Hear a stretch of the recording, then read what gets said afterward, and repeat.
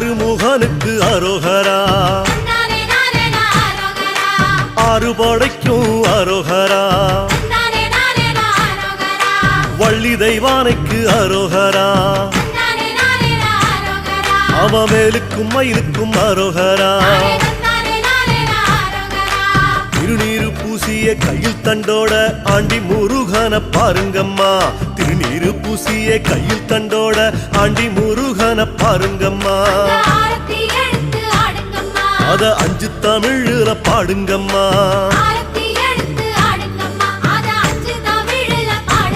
சொல்லு ஆறுமுகனுக்கு அரோகரா, அவ ஆறுபடைக்கும் அரோகரா.